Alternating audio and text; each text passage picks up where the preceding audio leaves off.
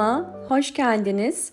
Bugün sizlere orkidelerinizin bol bol çiçek dalı çıkarabilmesi için yeni bir gübre tarifi vereceğim.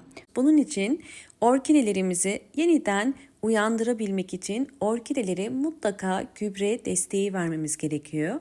Hemen sizlerle orkideleri ilkbaharda uyandıracak iki farklı gübre tarifi vereceğim. Bugünkü sıvı bitki besini tarifini yumurtadan yapacağım. Bunun için elimde 2 tane yumurta var. Yumurtaları kırıyorum ve içerisindeki yumurta akı ve sarısını çıkaracağım. Kesinlikle orkidelerinize yumurta akını ve sarısını kullanmıyoruz. Bunu kullanırsanız eğer çiçeklerinize çok zarar verir. Sadece yumurta kabuklarını kullanacağız. Bakın gördüğünüz üzere içinde jelimsi bir sıvı tabaka var. Hemen bu jelimsi sıvı tabakanın gitmesi için iyice yıkayacağım.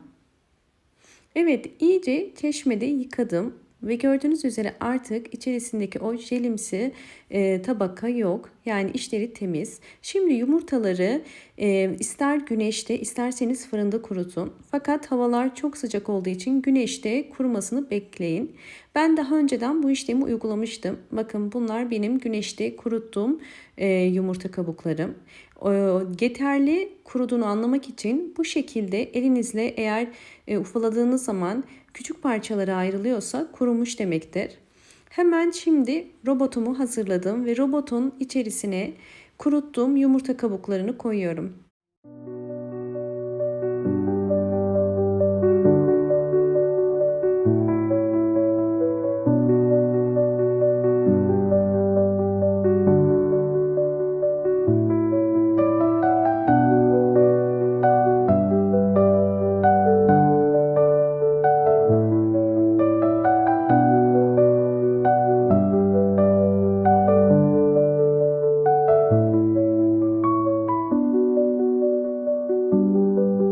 Yumurta kabuklarını küçük parçalar haline getirdim. Aslında toz haline getirecektim. Bu kadar oldu. Sizler isterseniz toz haline de getirebilirsiniz.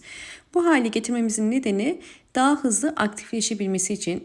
Bildiğiniz üzere yumurta kabuğunda çok yüksek kalsiyum var ve bu kalsiyumun suda daha hızlı aktifleşebilmesi için toz haline getiriyoruz.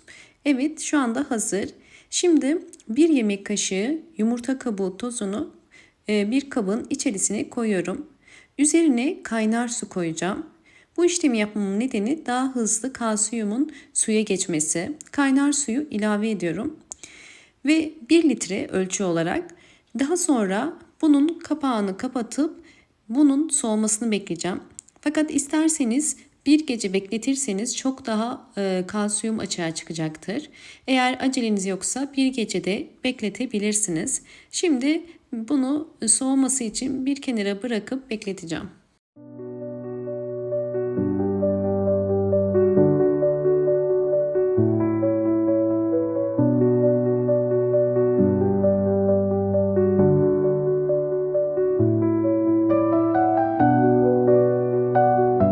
Evet, suyum soğudu. Yumurta kabuğu suyuyla hazırlamış olduğum gübrem artık hazır. Su yeterince soğudu. Fakat üzerinde bakın gördüğünüz üzere bu şekilde köpükler ve içinde tortular var. O yüzden bunlardan ayırmak için süzmemiz gerekiyor.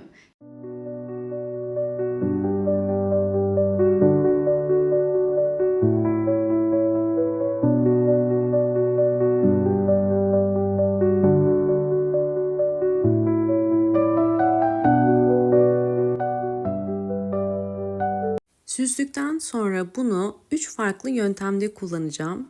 Bu yüzden bir püskürtme kabının içerisine bir miktar koydum. Ve elimde gördüğünüz üzere bakın yaprakları hasta olan bir orkide var. Bazen orkide yaprak hastalıklarının nedenleri eğer orkidenizde yeterince kalsiyum yoksa sebep olabilir.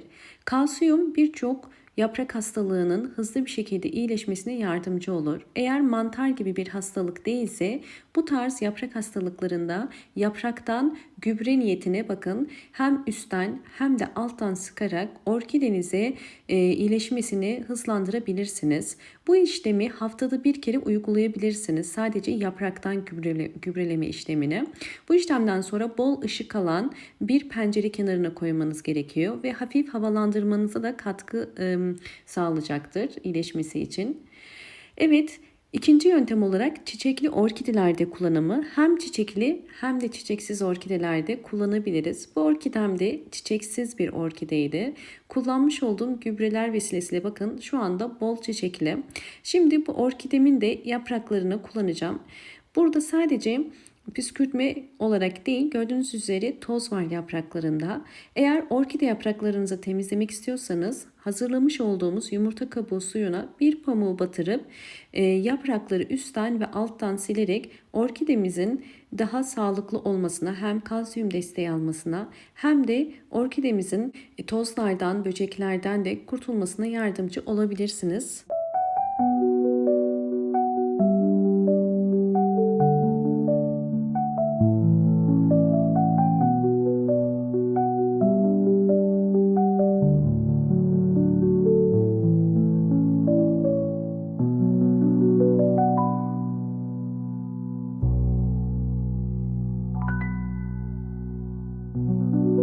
Orkide yapraklarını sildim. Özellikle sizlere bakın göstermek istiyorum. Eğer orkidelerinizin yapraklarında bu şekilde renk açılması oluyorsa bu direkt güneş aldığını ve çok fazla güneş aldığını gösterir. Ve son olarak üçüncü yöntem orkidelerin çiçek dalı çıkarabilmesi için sıvı bitki besini olarak gübre kullanımında yumurta vermek. Gübre olarak her bir saksı için bu hazırlamış olduğumuz sıvı bitki besinini 5 yemek kaşığı kadar verebilirsiniz. Bu sıvı bitki besinini 20 günde bir verebilirsiniz. Eğer düzenli olarak sıvı bitki besinleri verirseniz bakın orkide kökleri bu şekilde aktif ve yeni kökler çıkarmasına yardımcı olur. Şu anda bu orkidemizin sağlıklı olduğunu gösterir. Sağlıklı bir orkide bol bol çiçek açar. Yine diğer bir orkidem, bunun da yapraklarını yumurta kabuğu suyuyla temizliyorum.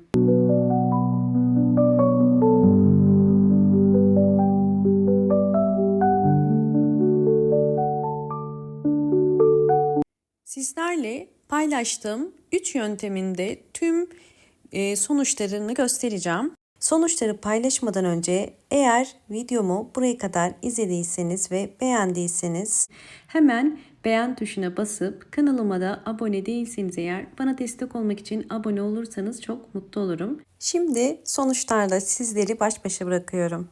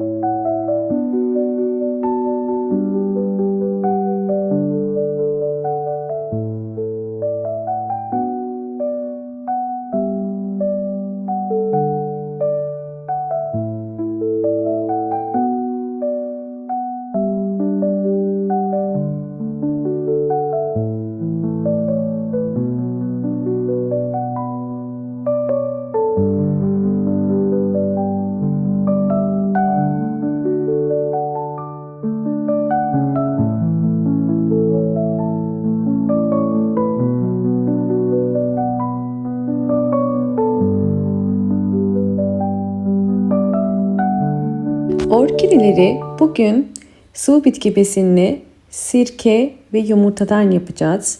Elimdeki sirke üzüm sirkesi. Sizler üzüm sirkesi dışındaki sirkeleri de kullanabilirsiniz. Ve diğer kullanacağımız yumurta kabuğu. Yumurta kabuklarını iyice yıkadım ve daha sonra güneşte bahçede kuruttum. Ve bu şekilde toz haline getirdim. Özellikle toz halinde olması önemli çünkü sirke ile reaksiyona girmesi daha hızlı olacak. İçerisinde zaten bol miktarda kalsiyum var biliyorsunuz yumurta kabuğunun içerisinde. Şimdiki karışımı bakın, bir yemek kaşığı yumurta kabuğu tozunu bir cam şişenin içerisine koydum. Ve üzerine sirke koyacağım. Sirkenin miktarı yumurta kabuğunun bir parmak geçecek kadar olmalı. Yarım su bardağı kadar bakın sirke koyuyorum. Bu bardak 200 milimlik yani 100 milimlik bir sirke koydum ben. Hemen üzerine boşaltıyorum. Bakın bu şekilde üzerine boşalttım. Yumurta kabukları toz halinde olduğu için gördüğünüz üzere asit ile birleşince hemen reaksiyona girdi. Bunu da zaten köpürmesi ve içerisindeki kabarcıklardan anlayabilirsiniz. Bu işlemi yapmamızın nedeni yumurta kabuğunda yüksek oranda kalsiyum var. Fakat biz bu kalsiyumdan %100 yararlanamıyoruz. Yumurta kabuğu içerisindeki kalsiyum karbonat halinde ve suda çözünmüyor.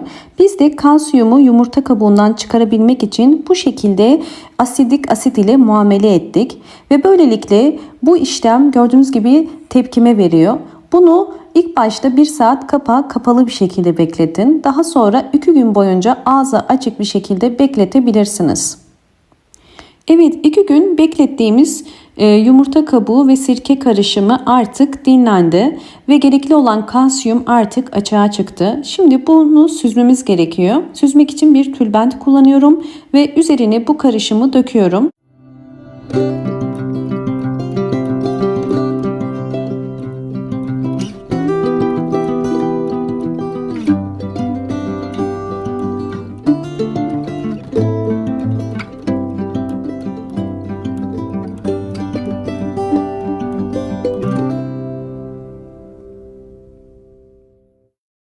Ben 1 litre suya 10 mililitre hazırlamış olduğum bu yumurta kabuğu ve sirke karışımından koyacağım. Bakın 1 litrelik suyun içerisine şu anda 5 mililitre koyuyorum ve üzerine 5 mililitre daha koyarak toplamda bu ölçüye göre yaptım.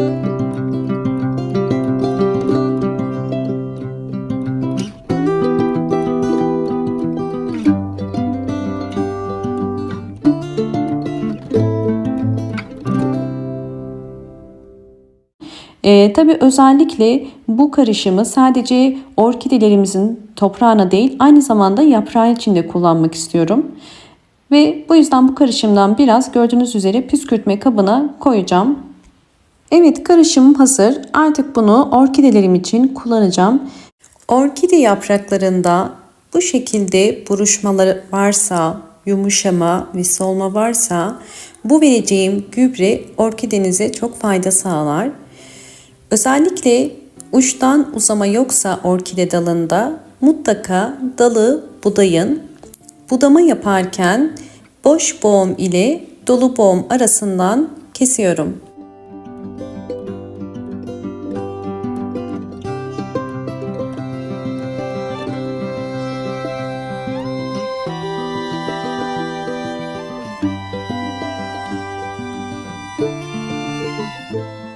Hazırlamış olduğum doğal gübreyi orkidemizi canlandırmak için orkidenin hem yaprak üstlerine hem de yaprak altına bu karışımı sıkıyorum. Bu karışım orkidenin kısa sürede canlanmasına yardımcı olacak. Ve aynı zamanda bu karışımı orkidelerinize mutlaka toprak içerisine de 5 yemek kaşığı kadar ayda bir kere verebilirsiniz. Özellikle bu hazırlamış olduğumuz bol kalsiyumlu gübre kısa sürede orkidelerinizin sonbaharda bol bol yeni kökler, yeni yapraklar çıkarmasını destekleyerek çiçek dalını teşvik edecektir. Böylelikle orkideleriniz sonbaharın sonuna doğru bol bol çiçek dalı çıkarmış olacak. Bu vermiş olduğum gübreleri çok fazla vermeyin. Sadece verdiğim ölçülere göre mutlaka uygulayın. Böylelikle daha doğru sonuçlar alırsınız. Evet, sonuçları da sizlerle paylaşıyorum.